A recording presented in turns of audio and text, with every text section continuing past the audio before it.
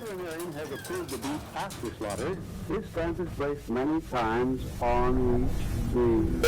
Use once or twice per federal veterinarian. It contains no disease or grade C. It's in the fat.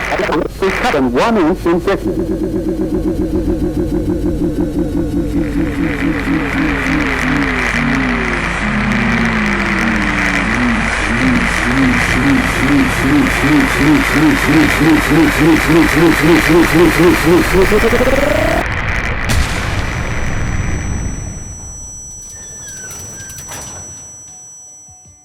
Do you suffer from schizophrenia?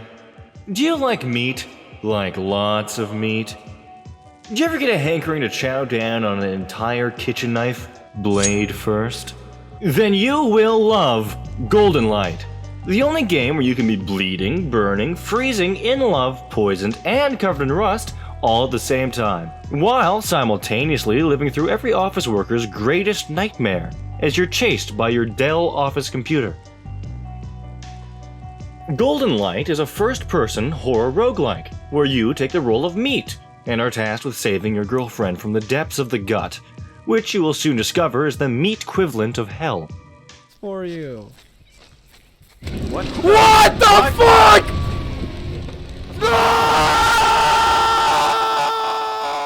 Now, I first discovered Golden Light when my dear pal Toasty abducted me, strapped me to a chair, and said, "Hey man, I have something for you, Stred," and then booted up Golden Light. At first I thought I was being forced to watch some sort of homemade snuff film that Toasty had made after he finally snapped. But much to my joyful surprise, it was just an indie game developed by long since snapped Russian, Mr. Pink. As the game initiated and the elevator doors opened, I proceeded to piss all over the place. Suddenly, I was suffocated by the game's masterful atmosphere of schizophrenic nightmare fuel. Distorted music, breathing, screaming, laughing, talking, all the verbs coming from every corner, however all lacking a true source. The sound design perfectly displays the game's overall themes, and puts you in the exact scared and uncomfortable position it wants you to be in.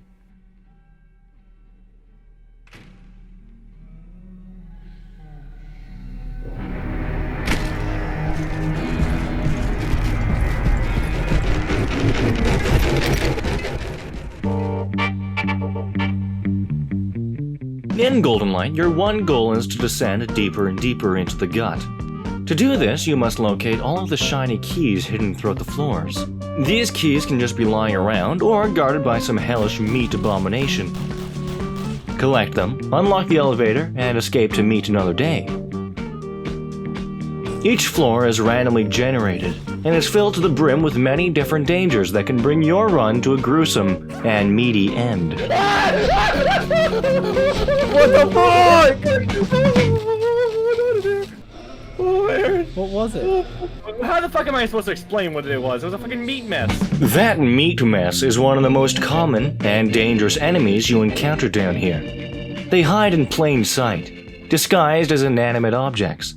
These mimics spring to life as you draw near, and can hear you and hunt you throughout the level. Hello? Shh. Sneak, dude, sneak. Oh, I saw a pile of books sliding around. There's a mimic in here. Oh. These fellas are a surefire method of filling your diaper, as you grow more paranoid at every seemingly inanimate object. What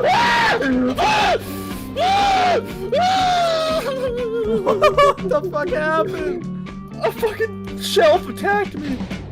Danger is always lurking, but not only in the form of mimics. There are traps throughout the floors that are eager to catch you off guard.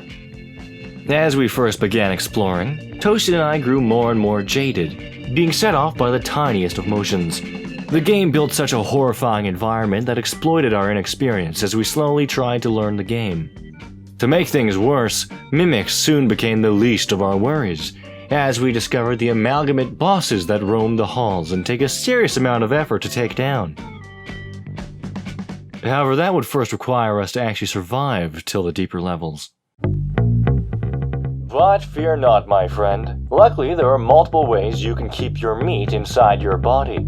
you will find a vast selection of tools that you can use to your advantage. Weapons can be found throughout the floors, from pipes and pistols to whatever this is. These items can even have traits, such as bleeding, poison, or fire.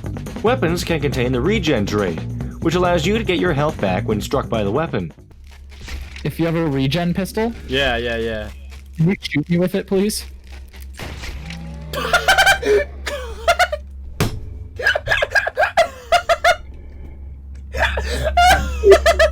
You asked me to. Well, only if they survive the initial bullet wound. There's also the option to eat your weapon. Doing this will consume the item in return for health. Often after enduring a floor absolutely swarming with enemies, that fire axe will be looking like a filet mignon. My axe. No, I ate my pistol. Why did I do that? I meant to eat my. Oh, I ate my axe as well, and I ate all my weapons. Why? Why? I'm trying to eat the meat apple. Various food items are also scattered about. You can eat these to endure their various effects. Or use them like grenades, tossing them at the enemy to see what they do. Each run, the specific item's effect changes. So one run, eating a fish head will heal you or repair your weapons. And the next, it's a literal hand grenade. For I'm purulent eating this gold blisters tube. with a thick film. Your legs smell even worse. Okay. I ate a What's going on? grenade. Aaron again. This mechanic of constant randomization haunted us in our early runs, as our simple ape brains scrambled to rationalize why everything kept changing. Just as we thought we were learning something, the game would club us over the back of the head.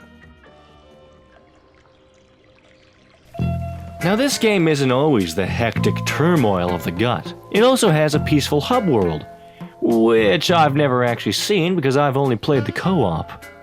But don't worry, I know just the fella who can tell us all about it. Where the fuck is he?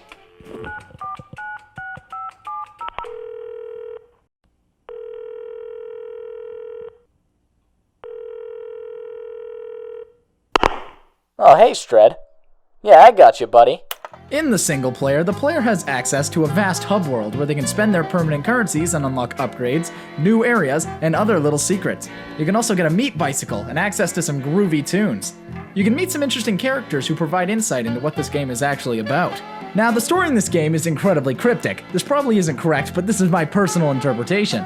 From the information I gathered by reading... Jeez, get a load of this guy. He just keeps chatting away. Sorry about that. I didn't want Toasty to ruin the game for you. See, I believe the game is best experienced on your own, and trying to break down the game's plot is just pointless. Everyone will have their own interpretation as to the game's meaning, so I encourage you to go and discover yours yourself. Golden Light is one of the most unique and terrifying games I've ever played. The mix of atmosphere, art style, and gameplay create a plethora of experiences, none of which could be labeled as pleasant. The game is only $15 on Steam and far exceeded both my and Toasty's expectations by a ridiculous degree. And the game is still in early access. Such praise definitely does not apply to other games in that cesspool. This game is a confusing and scary enigma that is a joy to explore. The game is actually quite hard, and despite the appearance I uphold here on YouTube of a macho, professional, elite gamer, in truth, I'm not actually very good at video games. This game will put you through the ringer. Like many roguelikes, it often comes down to RNG dictating whether you succeed. At least that's my excuse. I implore you to take the plunge yourself, try Golden Light out, and maybe even bring a friend along, blind. Traumatize them, and feed off their suffering. If Golden Light has taught me one thing, it's to be paranoid. Be paranoid of your household objects, for who knows what may be truly lurking inside of them. Be paranoid of forming personal relationships, for who knows if they're only in it for your meat. And for God's sake, be paranoid for paranoia's sake.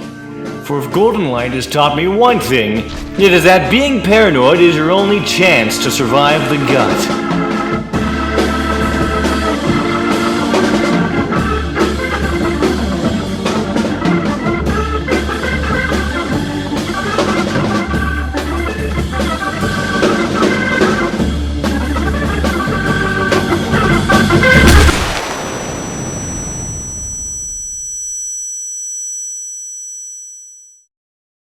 Don't look Look at me, asshole. You're not making me proud.